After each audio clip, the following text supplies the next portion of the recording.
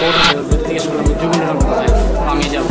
আমার সাথে যুগন্ডনগরে আসলাম, আমার পরে এর নাম হয়েছে এমনি দেখলাম স্টেশনে। এবার ভিতরে ঢুকে আমি যদি আমি আনছিলাম উর্মের থেকে আনছিলাম উর্মের থেকে আমার কালকাতায় এটা আমার বউর অবস্থা খুবই খারাপের কারণে আমি এখানকার হইতে বাধ্য হয়েছি। আমার বউ প্রেগনেন্ট। তারপরে কালকে আমি এখানে আমরা বাড়ির পাশে একটা ক্যাম্প ক্যারাম করতে এখান থেকে ছেলেটা ইয়ে বলতেছে আমার 5,000 টাকা দিব, দুটো ব্যাগ দেবো, ব্যাগে দুটো ধর্মনগর কোথায় দেওয়ার লাগে।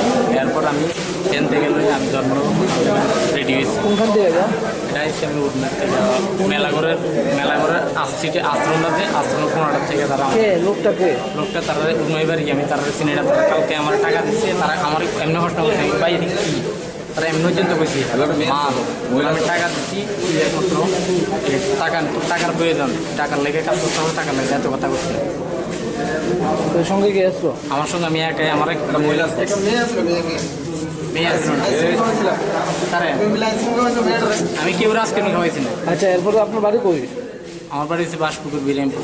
হ্যাঁ, বাসপুকুর বিরামপুর কাটালিয়ার পাশে। আচ্ছা, কি নাম আপনার? আমার নাম জুয়েল। কি করেন আপনি?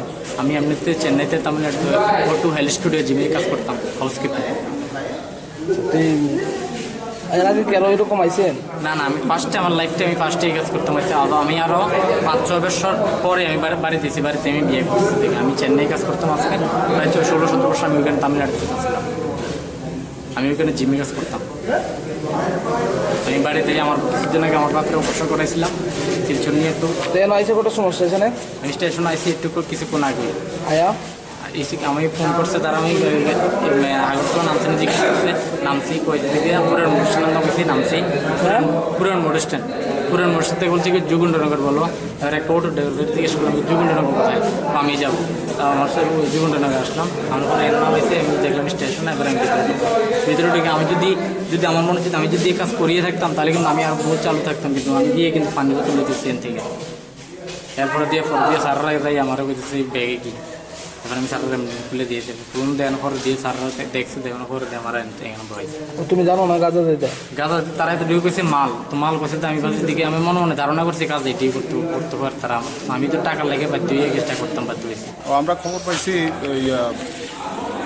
স্টেশনের পাবলিকের তাদের সন্দেহমূলকভাবে চলাফেরা করতেছে ব্যাগ লিয়ে। তখন তারা রিটার্ন করছে, জিজ্ঞাসাবাদ করছে, সে উনাপেনা করতেছে। তখন তারা সন্দেহ হয়েছে ব্যাগের ভিতরে 2টা ব্যাগ আছে। ওই সন্দেহ মানে তারা ব্যাগটা খুলে দেখছে, 2টা প্যাকেট পাওয়া গেছে সন্দেহমূলক গাঁজা। এরপরে আমরা জিআরপিএসে জানাইছে ওসি নগর, ওসি সহকারে আমরা তাদের পাবলিকের হাত থেকে আমরা নিয়ে এনেছি এবং পাবলিক হেয়ার এগেনিস্টে কমপ্লেন দিয়েছি।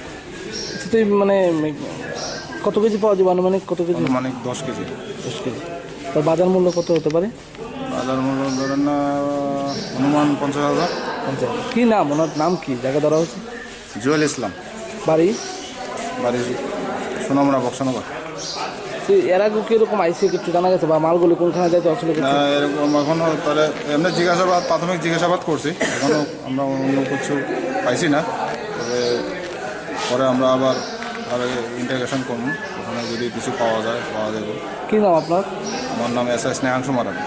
আমারটা আছে 3,000 টাকা। আমি সারের সামনে থেকে লয়ে গেছে, সারের সামনে থেকে লয়ে গেছে, সারের টাকা দিস না, টান দিয়ে লয়ে তারা উঠতে পারবে। এটা কত টাকা নিচ্ছে? 3,000 টাকা তোমার কাছে আসলো? আমার কালকে তারা 5,000 টাকা আছে, 2,000 টাকা আমার বোর্ড লেগে ডাক্তারের কাছে কালকে ডাক্তার দেখাইছি। আর 3,000 টাকা আমার জায়গা যা হেনে করে এখান থেকে 3,000 টাকা দিয়ে একটা ফোলা নিচ্ছে চশমা দিয়ে। কি কইছে আয়া?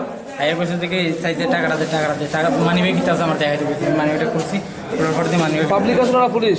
পাবলিক মানি ব্যাগটা আমার কাছে। আমি মানি ব্যাগটা এমনি খুলছি, খুবই এটা কিতা আমি এটা টাকা এটাই করছি, এটা টান দিয়ে দেবে। পুলিশ আসলো না?